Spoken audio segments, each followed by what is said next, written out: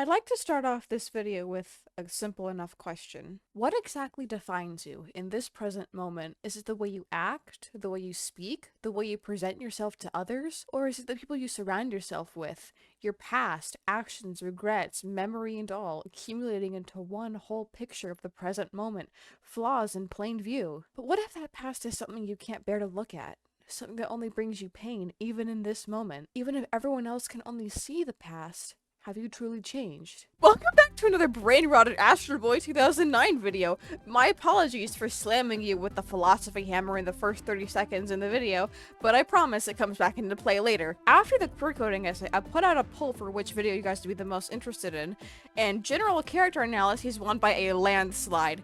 I didn't even expect to break 10 votes, but the support on the last video was astronomical. Pun intended! Again, thank you guys, you're all great. If you voted for the others, don't worry, I'll do them all eventually. So here we have the first of a few character analyses I plan to do. I picked Astro first because it's my channel and I do what I want around here. I have a few pinpoints I want to touch on throughout the video, so excuse the length of however long this is during recording. I've had a lot of time to think about this. I know it took like, what is it now? 3 weeks?! I took a 3-week break and you all aren't on my ass? Also, yes, I'm putting critical literary analysis into a kids movie from 15 years ago. I'm an AP Lit student. What did you expect? So first and foremost, what exactly defines you in this moment? I know I've already asked you that question, but take a moment to really consider that. What do people remember you by? How do they perceive you? How do you perceive yourself? Here we have the first segment of the video, mainly surrounding identity. This entire franchise's premise is the biggest identity crisis just waiting to happen. Getting to my main point, we started off our film with our temporarily central main character, Toby. As you'll notice, he's almost an exact contrast to Astro, listing off some examples. Whereas Toby would brag about his achievements, Astro hides them. Toby mostly excels in academics, whereas Astro's more on the creative side. Toby would insult people, whereas Astro would never dare. Toby doesn't seem to respect robots, while Astro gives him all the respect he can, along with a few other examples, but let's use these for now. Opposites and contrasts are always interesting to me because they're intricately linked. Hot can exist without cold, empty can exist without full, and so on. Even if something is the exact opposite of another thing, the fact that it is an opposite still links them together. Toby's character has fluctuated throughout the iterations, prominently being a borderline plot device in the 60s with no spoken dialogue, to have a speaking role in a minor characterization in the 80s, and culminating into a fleshed out, well-written character in the 2003 series. Only to be completely absent in Pluto, but this ain't about him. The only difference being that in 2003 he was a bit younger and more similar to Astro, whereas here they're practically polar opposites. Or are they? They both retain a massive amount of teenage sass, seem to have the same level of intelligence, and both crave validation from Tenma, among other things besides their physical similarities. They're the opposite yet the same, and that is almost fascinatingly depressing. I'll touch on this topic again in a moment, but first we need to look at exactly how we got into this mess, starting at the very beginning of the movie. If you'll notice, Tobio's first line in the entire film is tied to Tenma, specifically where a classmate asks is that his dad on the educational propaganda, to which he replies, "It sure is." Essentially, everything he does is tied to Tenma, finishing his test quickly and efficiently to impress him, following him to the ministry, and the only two people to talk about him in class both reference his dad, etc., etc. This just gives me a very bitter impression of a kid looking to get their parents' attention but not knowing how. Tenma almost treats him like a project himself, neglecting him emotionally and still expecting to see growth, giving him a crumb of affection when he aces his test and tells him to keep studying. Well, if that isn't a major blow to the self-worth, I don't know what is. I've also had a personal small theory that Tobio only tried hijacking his way into the Peacekeeper demonstration because he wanted to prove something to his dad. Hell, that's probably why he started spitting like D-class interceptor shit in front of Stone! He's trying to prove himself! He's basically tied to Tenma at the waist, and I find it oddly hilarious. Another detail I'd like to point out that I noticed on a recent rewatch was how Astro and Toby's hair are clearly different, as we all know. However, in the photo with Toby's room, his hair is slicked back like Astro's, but is unkept during the brief time we saw him. I find that a bit suspicious! Also, small foreshadowing detail, but the trophy in this picture says astrophysics, you know, like Astro. Shout out to Cass for pointing that out to me. Based on what Astro says and what I believe to be a throwaway product placement line based on the actual real-world hair gel collaboration the movie did, yes, it's real, check the DVD extras, Toby would regularly gel his hair, but not that particular day. Why, do you ask? Well, based on prior plans for that day, Toby and Tenma were supposed to go to a symposium on quantum mechanics, but that was cancelled. So, you think he'd slick back his hair on such an important day? Apparently not! This might be a bit of a far out read, but I interpreted this as Toby deliberately doing something outside of his normal routine to try and catch his dad's attention. It's not acting out in the usual aggressive way younger people do sometimes, it's passive and calculated. It's a way Tenma would notice. He's a very particular guy. Given that he has a tight schedule with his ministry position, I think he'd be pretty meticulous about his schedule. If something were off from normal, he would definitely notice. However, he also wears the ministry hat over his hair. Why? Sheer embarrassment? I don't fucking know. Maybe they're fast to his meticulous plan. Astro mentions Toby didn't even like the hat, though the subtext in that line is debatable since he was only trying to defend Orin. I don't know, I'm trying to analyze a character that died 15 minutes in! Now we all know what happens to him. Get Peacekeeper, idiot! Skipping Tenma's grief-fueled temperament with the fabric of organic existence, I'd like to introduce another philosophical dilemma to all of you, the ship of Thesis, otherwise known as Thesis' paradox.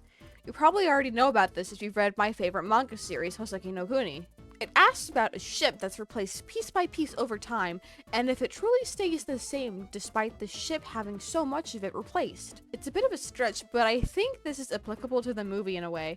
In ship terms, Astro's like if the original ship crashed, but only the steering wheel survived, and the captain, aka Tenma, puts the wheel on a new ship and proclaims it to be the same ship. While it fundamentally is a different ship, it still has a key identifying part of the original and is still tied to the original captain. He's like the penultimate ship of Thesis in a way, I think. To really answer the question I'm getting at here, we would have to truly define what makes us ourselves, but that is really hard.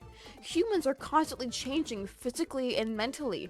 All of our cells replace each other approximately every 7 years, though that number fluctuates. Skin cells die quicker, skeletal muscle cells take longer to regenerate, etc. And we're never quite the same ourselves. We experience things and change over time almost constantly. We're different from the selves we used to be years, months, weeks, maybe even days ago.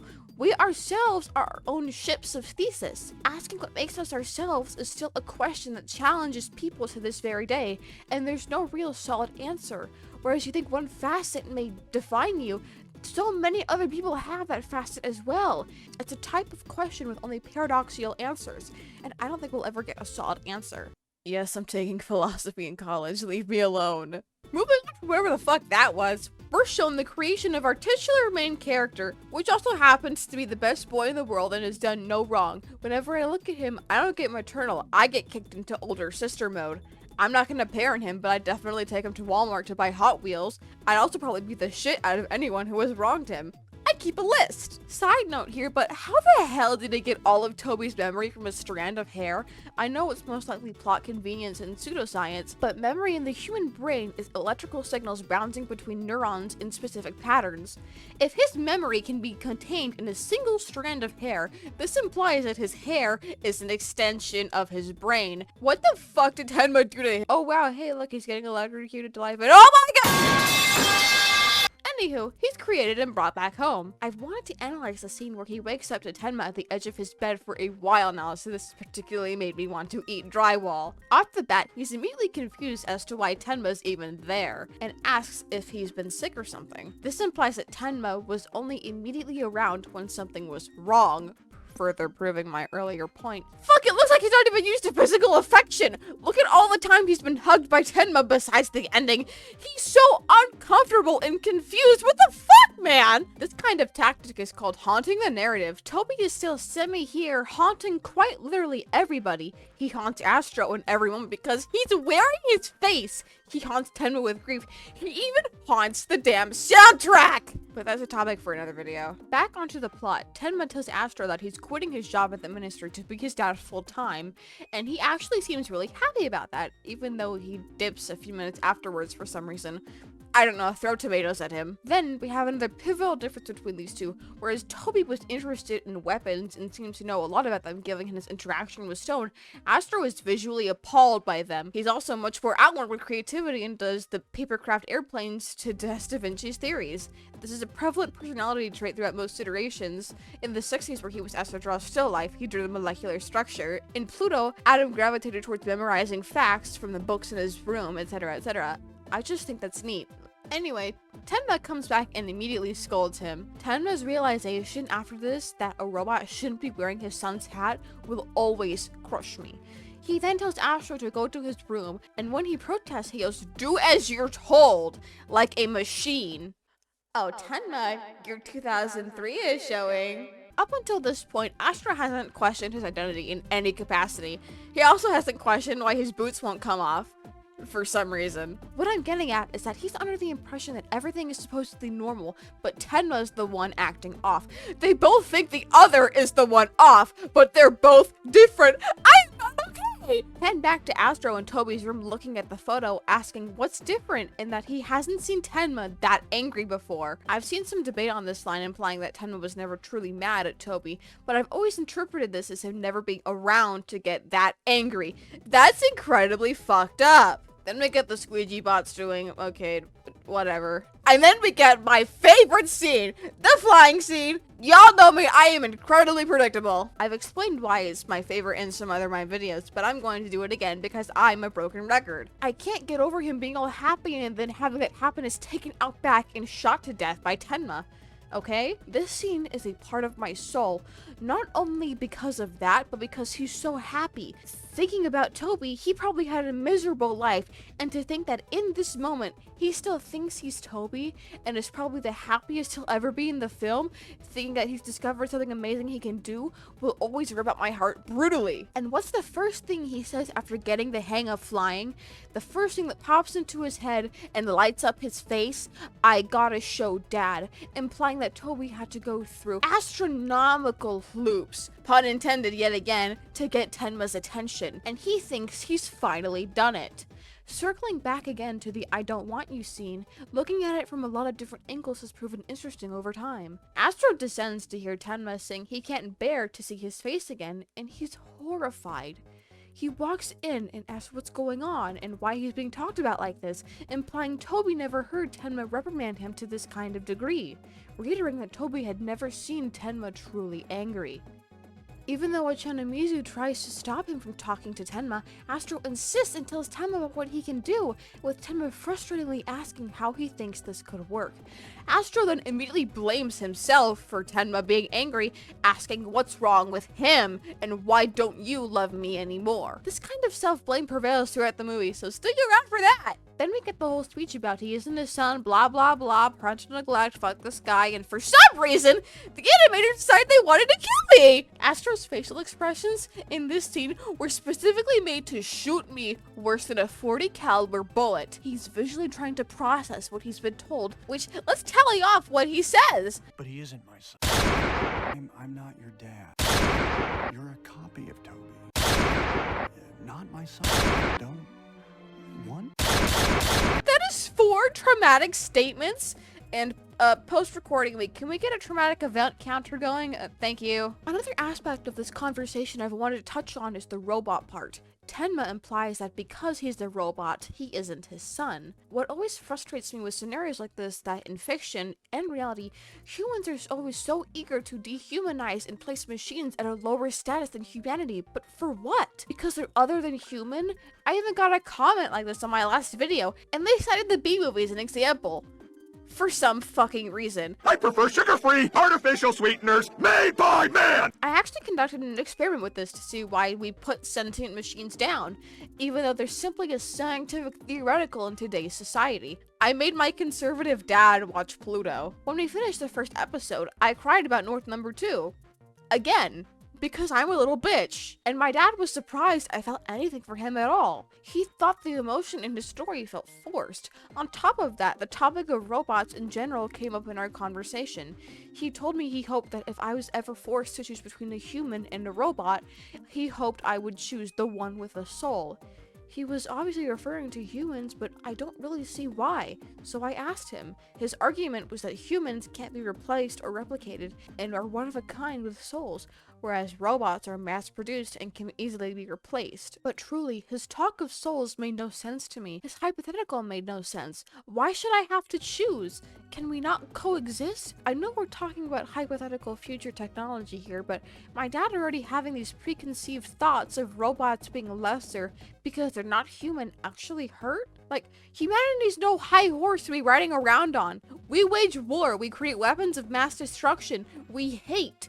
If we're supposed to be so great, then what defines us as human then? What makes us human? If robots' emotions are nothing but lines of code, then ours are nothing more than neurochemical reactions. If their memories are nothing but data, ours are nothing but electricity bouncing between neurons. To demean based on organic or artificial structure is completely idiotic. If we cannot define ourselves, how can we value ourselves over or under anything? Just because we live in societies and have cultures doesn't mean we're the most glorious species in the world. We're the ones destroying the planet and tearing each other apart over petty politics and extreme beliefs, are we not? If humanity is so perfect, does this look perfect to you? Also, I put this on the table, but Astro is technically artificial intelligence, but not the kind we know. The quote-unquote AI we know, like ChatGPT, is nothing more than an MLM. Not a male of male, okay? A machine learning model. Microsoft defines these as, quote, a machine learning model is an object stored locally in a file that has been trained to recognize certain types of patterns. You can train a model over a set of data, providing it an algorithm that it can use to reason over and learn from those data. Whereas artificial intelligence defined by NASA is, quote, artificial intelligence refers to computer systems that can perform complex tasks normally done by human reasoning, decision making, creating, etc. Artificial intelligence doesn't need human interference to think and complete tasks and reason with themselves, whereas a machine learning model just scrapes whatever data is given and spits it back out. AI as we know it is nothing more than an information gouge spitting out whatever we tell it. That does not quantify intelligence, artificial or not! Circling back to the ongoing traumatic events taking place, I'd also like to point out the titular line of I don't want you anymore and how it possibly sets up future dynamics in the film, specifically Astro's. Having relationships built on superficial want is always a way for them to end badly, and what Tenma says here obviously gets hardly hammered into Astro in a matter of seconds. But the basis of saying want rather than quite literally anything else has always rubbed me in a sickening way. It's a subtle dehumanization tactic. Robots are made with a set of purposes. When a robot is made, they're programmed doing exactly what they're supposed to do, and that's really what they are. Those who fail to fulfill their programmed tasks are promptly discarded, implying their worth comes from their ability to perform those tasks. Think about this for a moment. Astro here, who just found out he was a robot, also found out that he failed to do the one thing he was created for within a day of his birth, and is already being thrown away like a hunk of garbage. This brings me to my next central point, being Astro's self-worth is rapidly decreasing, and I'm getting uncomfortable because it's way too relatable. We'll observe this as time goes on. So he flies away, and good God, the animators have gunned me down again! His expression goes from one that's sad at being abandoned to one that's almost angry, which given the situation, it's completely understandable why he'd have a lot of emotions racing through his head. He's completely justified at being angry at Tenma, in my opinion. Fuck that guy! You can't just create artificial life and abandon it based on your preconceived expectations not being met. You're responsible for that life, whether you like it or not. I'd also like to point out that the director of the film, David Bowers, has Frankenstein on one of his favorite movies as Letterboxd. For no particular reason. Also, don't ask why I have his Letterboxd, okay? And oh, here's the transition. We completely glossed over an identity crisis with a transition with the moon and pan to Astro absorbing his hands with his special vision, or whatever it's called. I couldn't find a specific name for it on the wiki, so we're just gonna call it Blue Orb Vision. This scene in particular has a lot of different ways to read it, because when Astro sees the inner mechanisms of his hand, he says it's true, almost like a part of him was hoping it was all a lie, a sick joke, or a nightmare. Another topic I wanted to touch on is the guilt of existing, which pertains to a lot of people in this day and age for a lot of reasons. The guilt of existing takes on many forms and isn't limited to a few experiences. But with Astro here, it's most likely amplified. He only exists because something bad happened to Toby. He only exists because he was brutally murdered in front of his father. He only existed to do one thing, and he failed at that. So here he is, alone, having all this weight on him in the middle of the night. And then the president guns down an actual child. Looking back at the scene, it's particularly brutal because this kid cannot catch a break. Add being shot off the city to the trauma counter. Editing me? I'm also not going to talk about this scene because Stone's here. I've talked about this dumbass fascist enough. Get the fuck off my screen! Moving away from the doofus, we end up yet again at the wasteland of amalgamated corpses that are literally falling apart at the seams, literally dying in front of him, begging to be saved in their state of disarray. I think we're going 3 for 3 for the trauma counter. Analyzing the scene a bit though, we get a robot head guy who I'm just gonna call, voice assistant. I'll just call him the voice act. Are you fucking kidding me, King Candy? I can't even escape the bootleg random ballistic accusations in my own video. What the fuck? So the head of Alan Tudyk tells him that this is his new home and that every robot ends up in the pile of garbage sooner or later. As their conversation goes on, Astro quickly insists that he isn't like these guys, but is quickly rebutted by a simple question of, "You a robot, ain't you?" There that term is again, a robot. It might be true, but it's used in such a way like there's no value to the word. Like any other object, just a robot. Another discarded machine in the mass grave that is the surface of the planet.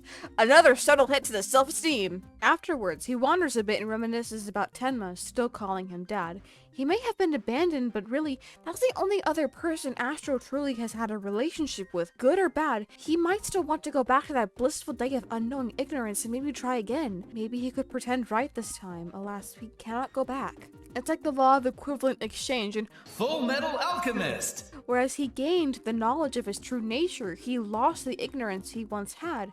He might have gained his own identity, but he lost the identity that allowed him to be accepted by his father. Anyway, that's enough. Full Metal Alchemist. Let's get to my favorite gutter snipes. We meet Trash Cannon first, who tries luring Astro in with the plea of someone being in trouble. Smaller detail here, but Astro having a good heart has always been something present. He saves a soldier who tried to kill him, after having an identity crisis, mind you. And here, he's eager to help someone he thinks is in trouble.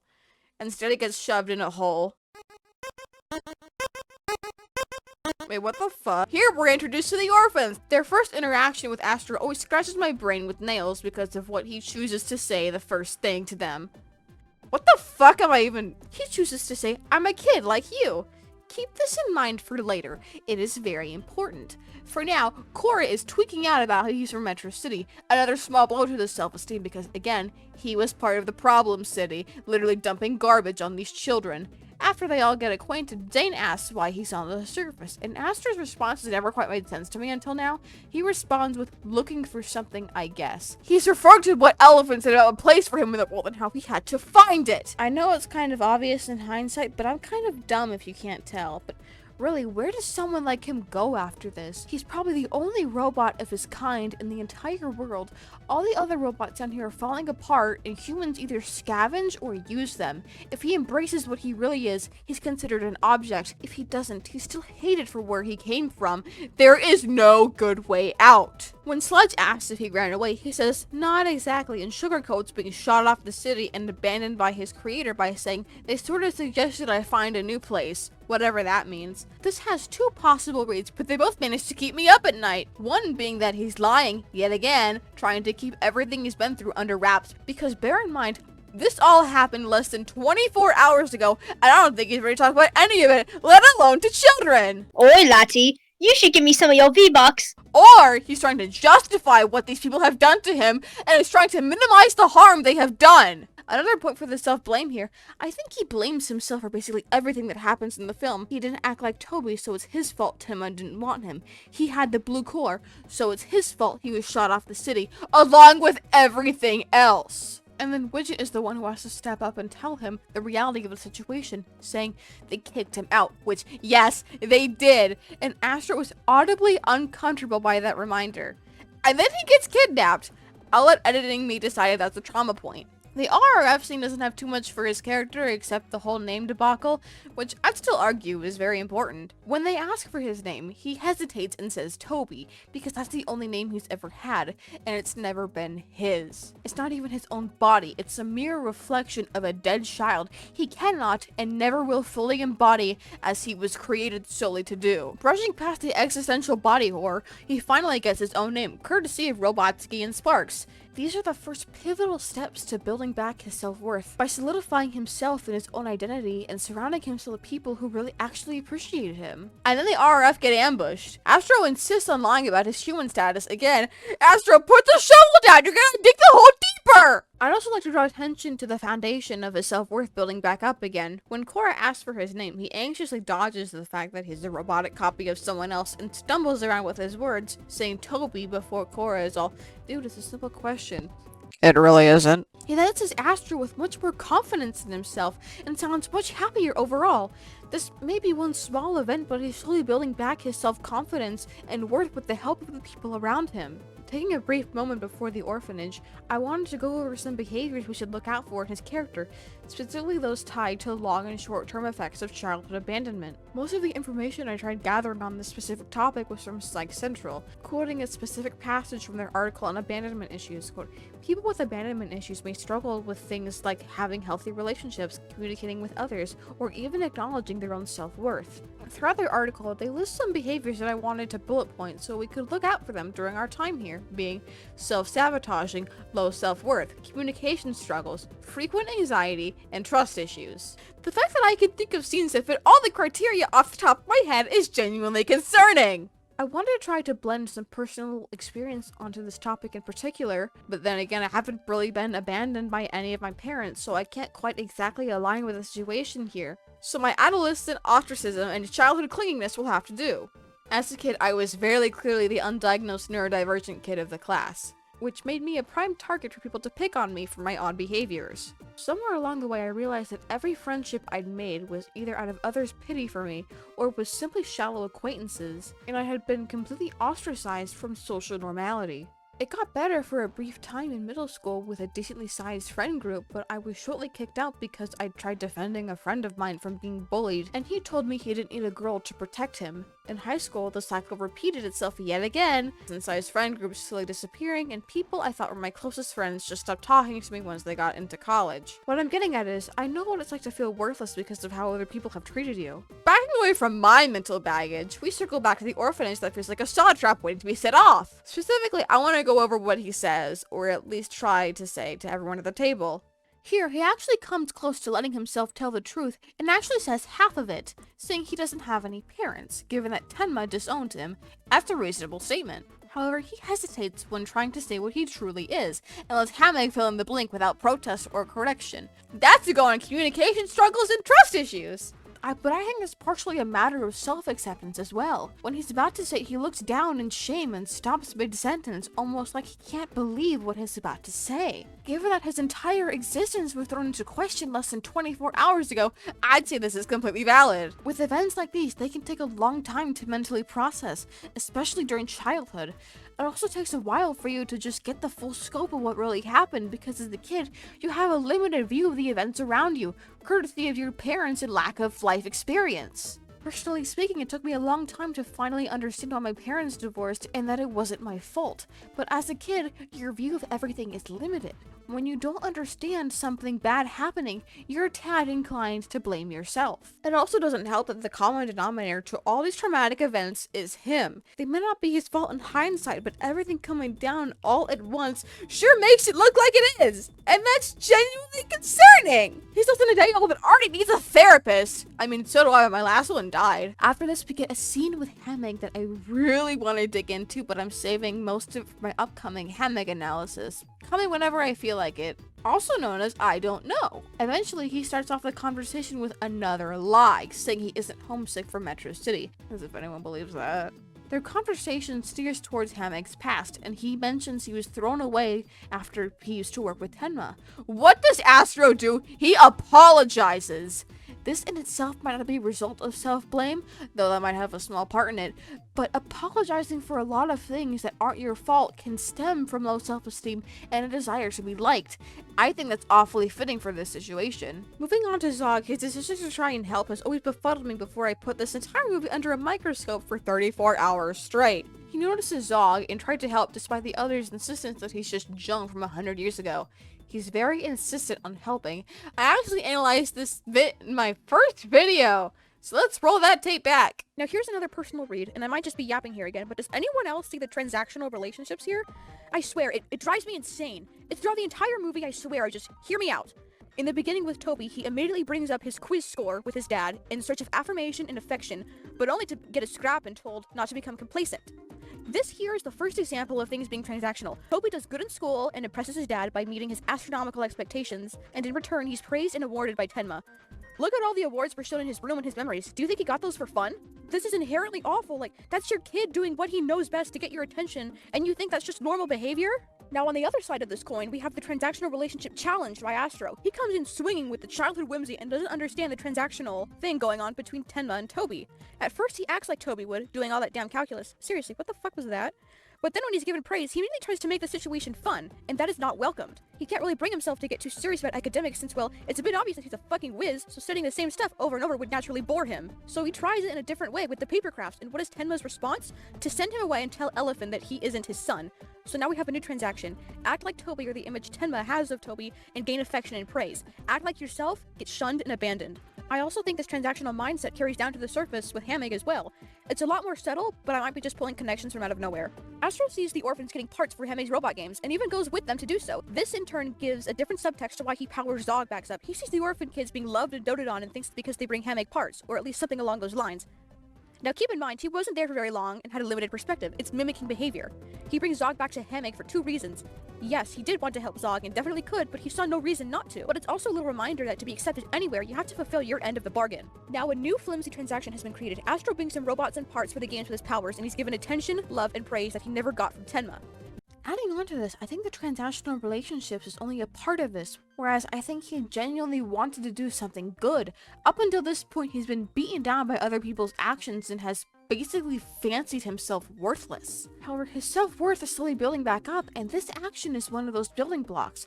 If he can do something good with the existence of so many people called accursed, then he can't be so bad, right? Moving on to the car scene with Chorus, it's not much happens with him in between these scenes. I like to think that this is both of them trying to be more than where they came from. With Chorus, she's practically ashamed to be from the city and utters the name like it's some sort of taboo.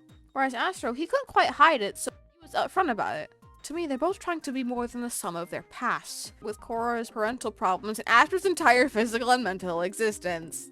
I'd also like to point out that he actually tries to tell her he's a robot, but backs down after he thinks about it for a moment and is visibly anxious at the thought of even uttering the word robot. He backs down from telling her and is visibly upset in doing so, almost like he's disappointed in himself for still being a liar, given that's the first thing he told his friends, a straight-up lie. There's that guilt factor coming back into play. He feels like he owes her this because she shared a secret with him, so it's only fair. But he doesn't tell her anything. He doesn't tell anybody. Yeah, we all know how that ended up. Shifting focus to the robot games, here we have another example of this child being tormented by people around him because of circumstances out of his control. If he's not being pulverized or shot at, he's being exploited and dehumanized. Chaos and destruction at every turn! Throughout the games, we see him trying to escape and even avoid fighting altogether at first, but ends up having to fight to defend his life. Imagine having to dissimulate dozens of your own kind for someone else's entertainment, while the onlookers cheer you on like you've done something good. That is humiliating. And the guilt factor of it all, the second it comes out that he's a robot, he's immediately killing his own kind. Hanning will forever be fucked for this. Astro even outright refuses to fight Zog and would literally rather die at his hands than fight. He even gets tased over and over for this. And he fucking saves Hemig because he's a good person. That is his own decision making and personal autonomy. Oh, am I even going to mention the fact that most of these robots are not robotically sentient in the way? Probably! They're only made for fighting and don't have the AI to the extent of Astro's. Imagine having to murder dozens of the likes of you who've been Frankenstein for mass murder and the entertainment of the masses! I want the grease man behind bars, effective immediately. Yeah, sorry. I'll keep it down. I will not. When Stone rates the games, he puts up no fight whatsoever and willingly goes, saying that it doesn't matter anymore. All that self-worth building up brick by brick, the Hammock Demolition Crew comes in and has turned all your bricks to fucking dust! Here I've made a chart of his self-worth throughout the film, and you can see it dip all the way down here. Just off the graph, you can see mine! He's dehumanized by the president as a joke, and doesn't even have it in himself to be angry. His self-worth may as well have been thrown out of the plane because that shit is falling faster than the force of gravity! Moving on, we arguably have the most important scene for his character, being killed at the hands of his father for failing to live up to shallow and biased expectations of a dead child. He's shoved into the room by the fascist fucker, and invisibly looking down, and only looks up once Ochana Mizu approaches him. He doesn't even expect it to be Ochana Mizu, based on his smile only coming through once they make eye contact. The fact that he was looking down proves to me that he wasn't even expected to be treated like a person, let alone spoken to by anyone there. When Ochana Mizu compliments him, calling him superb, first class, absolutely wonderful, Astro immediately changes the subject to his shortcoming instead of finding his place in the world, deflecting the compliments entirely, and saying his destiny is to die like this! I've since changed my perspective on the whole Destiny debacle in my initial giant essay, but the concept of Destiny itself is almost used as a coping mechanism in the film, a way for Astro to shine this awful event in a positive light. After all, seeing this situation for what it really is would be too daunting. Your creator killing you with the same hands he used to create you. Your friends all hating you. The one purpose of your life unfulfilled, but painting the situation in light of Destiny as if it was always meant to happen gives a much more bittersweet positive connotation. So Stone shoves him off and sends him to the death room, and his dad kills him after an uncomfortable amount of eye contact. But this small detail always makes me want to gut myself. When Tenma places his hand on the blue core and hesitates, Astro nods and smiles at him, reassuring that this horrible event is okay. Afterwards, he apologizes for not fulfilling his one purpose. So he dies. He dies on a cold table at the hands of his creator, alone and with his self-worth at an all-time low. But then he's back. Visibly confused, he asks Tenma what he's doing. And he accepts him. He sets him free. And Tenma's finally a good father, baby! Fuck yeah! This scene always makes me cry like a little baby every time, and I am no longer ashamed to admit that. There will come a day this scene cannot hurt me, and today is not that day. So he blasts off here, and I'd like to look into a tidbit of dialogue with him, and none other than the fucking window robots. Specifically, he finally says the word robot. This is the first time he says it in the entire movie. Okay, so it's actually not the first time he says it in the movie. He says it to Kame when he goes, "So you're not into enslaving robots." Well, my point still kind of stands. He doesn't admit that he's a robot until Tenma accepts him, but ignore that continuity error. Thank you. After he's been fully accepted by Tenma, he can finally outwardly admit that without shame. So casually, my boy has grown! The self-acceptance is upon us! Now, we get the Peacekeeper Kaiju, which I'm gonna gloss over because he kicks his ass, and I don't want to acknowledge the ass guns because they've been beaten senseless by the internet for 15 years. Please stop. He can't help what Tenma gave him because Tenma is a fucking freak. Except this small part here, okay? Where the people clap at him and they think he's defeated Stone. What does he do? He thanks them and says anytime! He doesn't deflect the compliment! His self-worth is coming back! After President Stone hits the Pentagon, Metro City starts to literally fall out of the sky, and Astro holds up the city with his bare hands and guides them to a landing. Know that this is after everything that's happened, including his friends coming back, his dad accepting him. Despite everything that's happened, he still has people on his side willing to accept him. Along with his general good nature, he's basically willing to do anything to protect the people who care about him. Not because they've accepted him, but because they've shown kindness to him that can be found in almost everyone. Which, Astro being Astro, he tries to see the good in everything. However, you could see this is also a side factor to his low self-worth. Seeing the good in everything else, he believes he's less than worthless. When you're down that low, the only direction you could look at anything is up. Which you could also read as him being below the city and carrying it as physical symbolism for all that, with everyone and everything quite literally being above him. Circling back to the main events, we have another scene with Tenma, and he immediately dead names him despite the fact that he just said he was Toby 6 minutes ago. Great job, dude! He comes in trying to swoop Astro away far away for some reason. I've actually noticed a continuity throughout most of the series, but that's a tidbit I'm saying for the Tenma analysis coming whenever. I don't know. He tries to usher him into a limo so they can make a getaway, but Astro hears Widget crying, and this fucking scene, the micro expressions, the dialogue, I can't! Here, Astro's entire character possession is shown in broad color. Looking back at everything that has happened, he has every reason to run away from everyone and everything, but he doesn't. Despite being shunned, brutalized, abused, dehumanized, and killed, his self-worth has practically been driven to the ground over and over again from the second he gained a sense of self. But here, this scene has always struck me as worth analyzing over and over again because of the circumstances all leading to his decision. In contrast to when he lets himself be killed, he was much more pensive and visually depressed, but here, he's determined, a bit sad, but looks much happier with his decision because this time around, he knows his death will be fully worthless. Prior to this, he was at an all-time low. He thought his friends hated him, the president wanted him dead, and his father didn't care for him at all. I know I went over this bittersweet, optimistic view of the situation earlier, but still, he has to justify dying with the arbitrary concept of destiny just so he's dying a worthless death. But here, he doesn't have to justify it whatsoever because now he sees value in himself at last. He no longer lets the people around him decide his worth by their actions, but by deciding it himself with his own actions. If the end of his life can mean that his family and friends who really accepted him can go on without harm coming to them, then he has to be worth something. And to him, protecting everyone is worth everything. A small tidbit with the film is that for the brief time he really is gone, you see just how much he matters to the people around him. Everyone's visually upset when he's gone, with Corey even crying. But it's here where we see all the lives he's touched. Even if he thought himself worthless when he met them, he still changed the lives of these people and robots for the better. When he survived, his first thought besides the people around him is if his sacrifice succeeded or not, and only lets himself relax once he learns it has. My dude, you just died. It's okay. You don't have to fight the fascist anymore. I believe the right word for what he goes through in the film is metanoia. Though its meaning is a bit religiously entangled, it roughly means going through a profound personal transformation, turning away from a previous way of thinking or acting, often with a spiritual or psychological implication. Everyone goes through something like this, be it big or small. With Astro, I'd say he goes through at least two at once. One of self-worth and one of identity.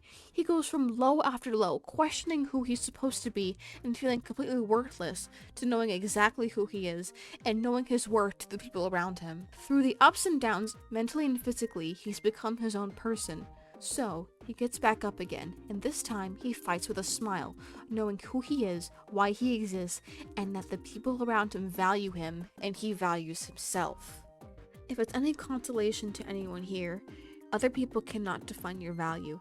You're not a gem to be appraised or a dross to be discarded. You're an amalgamation of decisions, emotions, actions, and habits that come together to form perfectly into a person. To try and answer the question I started the video off with nothing short of paradoxical, but here I am nonetheless. Trying to define what makes you yourself is almost an impossible task, given we are identified by what we are not. But if you want my opinion, I think what makes us ourselves is the decisions we make in the present moment. No matter the circumstances of your existence, the grievances you've had in your past, and the not-so-sightly feelings you feel, there will always be someone in the world who knows what you're going through, be it monumental or really dumb. There may be no unique experience, but that just means you're never alone. I think I need to learn how to take my own advice. I'll be fine. Sorry for all the philosophy in this particular video. I spend too much time at 2 in the morning thinking about my existence, so I'm trying to fill that hour with making these videos. Again, I just wanted to thank you guys for the mass amount of support I've gotten on my last video. Like, holy shit. I did not anticipate to get that much attention. Thank you all for all of your comments and just everything. You guys are all great. Anyway, yeah, see you guys next time.